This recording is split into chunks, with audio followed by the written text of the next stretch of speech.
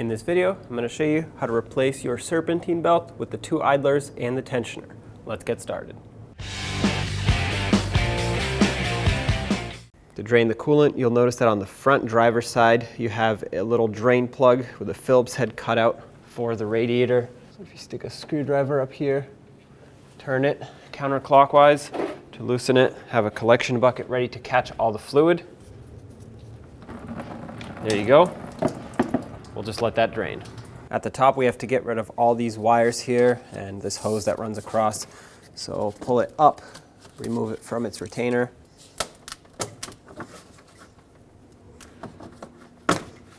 Okay, move it out of the way. This right here is a vacuum hose. It's a small one, so be careful not to break it. Remove the main power wire.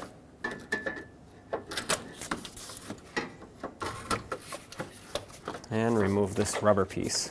Next, I want to remove the upper radiator shroud, and to do that, I will just start over here and work my way to the other side. I want to get off anything that is bolted to it, such as this power steering fluid reservoir. Use an 8mm socket and remove both of the retaining bolts.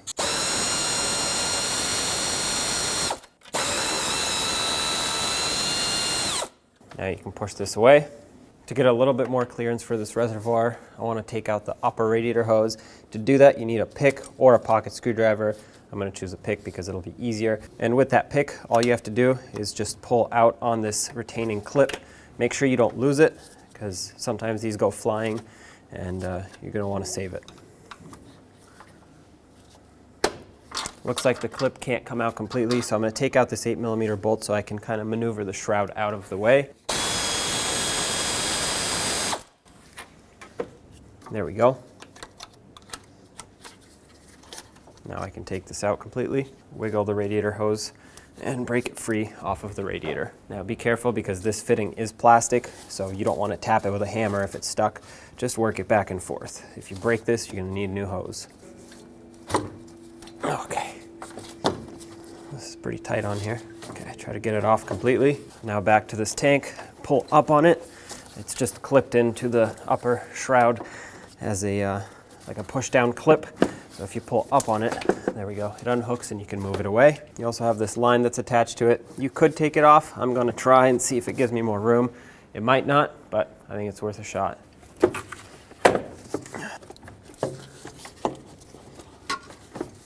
That's pretty good right there. We'll leave all of this as is. I have my battery removed so you can see, otherwise I could not get you a clear shot. But if you look straight down underneath that power steering reservoir, you'll see this 8mm bolt, which holds the upper to the lower fan shroud. Get yourself a long extension, sneak a socket down there, and let's remove it. You're gonna have to block your view to take this out, but if you have a magnet, it's also a lot easier because you can come in from the top. There it is. Same on the other side, one bolt up top, one down there. This one will be easier to get to because there's no power steering reservoir in the way. On the back of the shroud, you also have this, which is bolted on with a 10mm bolt. Remove it. You could unplug it and disconnect the vacuum hose, but why disturb the connections when you can just remove the bolt? Pull it out of the way, leave it connected, and push it aside. Now pull up on the upper fan shroud, and you should be able to get it out of your way.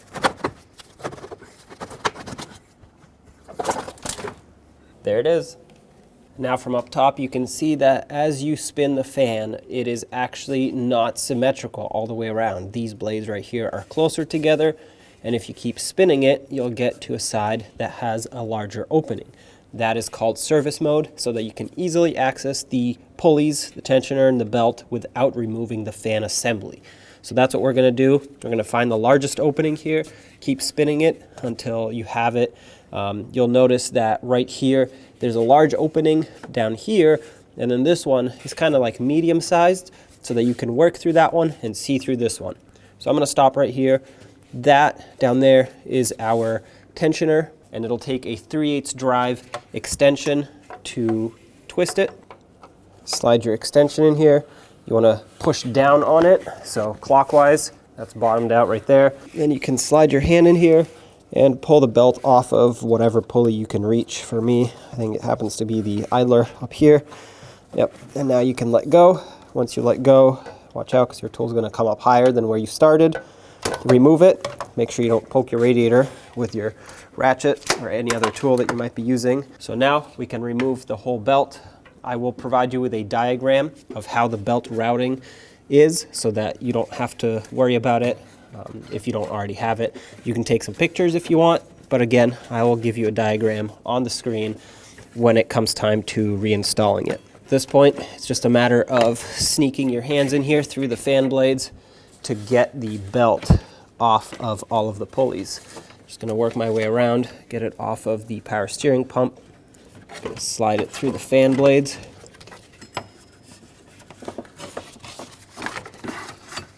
Okay, so it looks like it's off of everything, but it does sit around the water pump. So if you don't want to take the fan out, the only way to do this is to work it around the blades until you can get it off. Now, you will still have this connector, but I'll show you how to get over that one. For now, I'm just trying to get it off of the fan.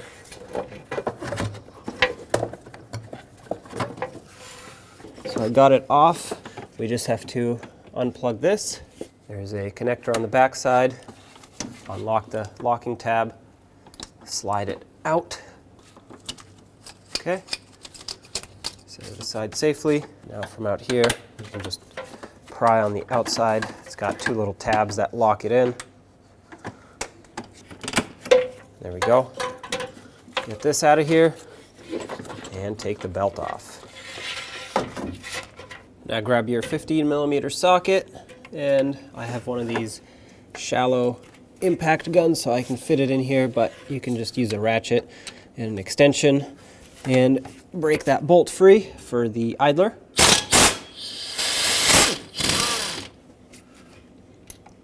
Take it out, remove the idler, grab the new idler, slide it down into position, make sure it seats all the way, grab your bolt, start the bolt in, we'll bottom it out, and then of course we'll torque it. Snug this down, and then we'll torque it to 35 foot-pounds.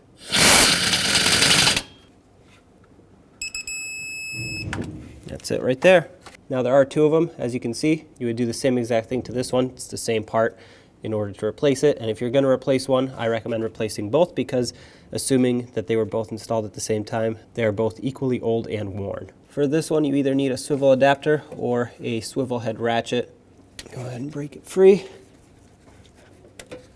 Oops.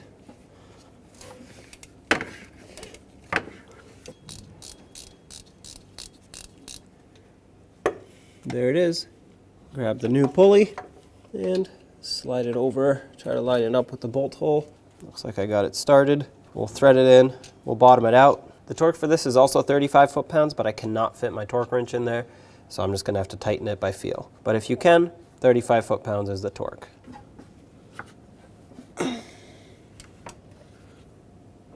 Okay, that's pretty tight right there. The last thing we need to take care of is the tensioner, which is all the way down here. Also a 15mm bolt. Take that out. And grab it and pull it out of here. Slide the new one down. Just be careful of your radiator. And you'll see that it has 3 little pins that it needs to line up with. So make sure they all fall into place. There we go. It just did. So I'm going to start on the bolt. That way it doesn't fall off. And then we'll snug it up, torque it to 35 foot-pounds. 35 foot-pounds. Here we go. There we go. That's torqued. At this point, it's time to sneak the belt back through here. So just put it up and over the fan blades. I'm just going to keep rotating the fan as I put the belt over, and then we'll route it on the pulleys correctly. Like I said at the beginning of the video, I'm going to show you a diagram as to how exactly this goes.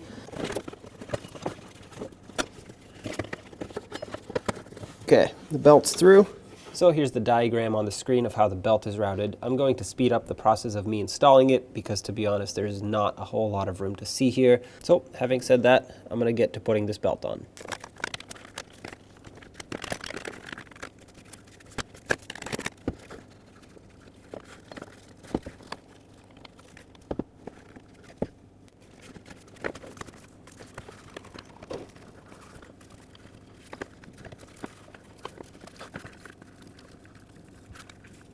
gonna sneak my ratchet in here so I can pry down on the tensioner.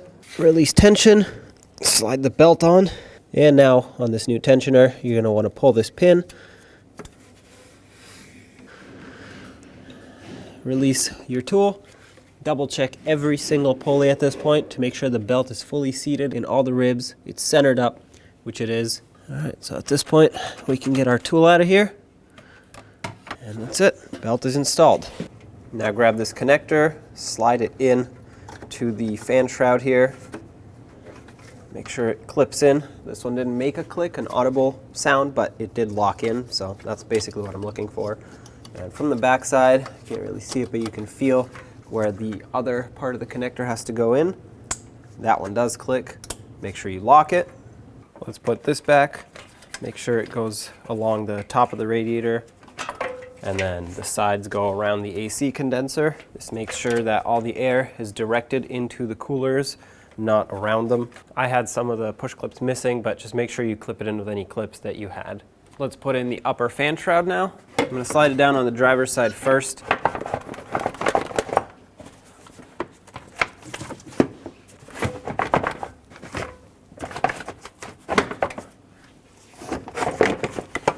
There we go.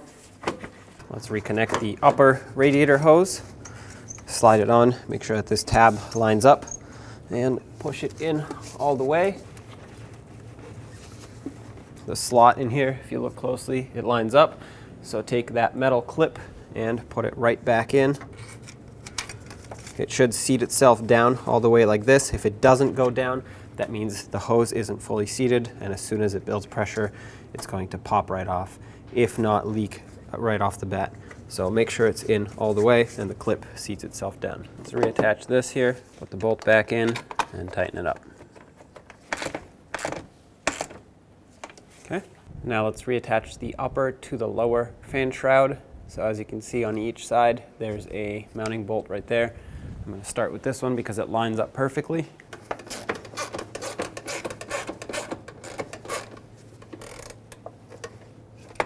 That's nice and snug. Get the top one in. And let's do the other side. Okay, so this one was a little trickier. Stick a pry bar in here and kind of guide that lower shield in place, the lower fan shroud. All right, just make sure it's nice and tight. Do the same to the top one. Now bring the power steering reservoir up, and remember it has to slide up more than you think it needs to because it has to hook into the fan shroud down there. Tighten it up.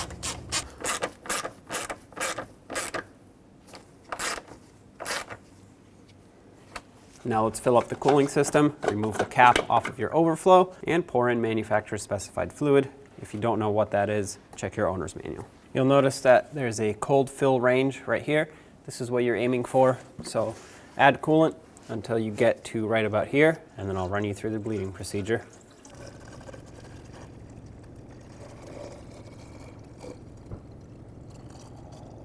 Okay, as you can see, the level rose to right at the top of the full line, the cold full line that is, and I want to leave it here, not at the minimum of the fill, because there is still air in the system. As you can see, it's actively bubbling through this hose. So I'm going to let this sit for about 10 minutes. I'm going to clean up my mess, whatever I spilt here. I'll check it again, and then we will run the vehicle. If you wanted to help the process along, you can massage the radiator hoses. As you can see, every time I do that, it bubbles up a lot.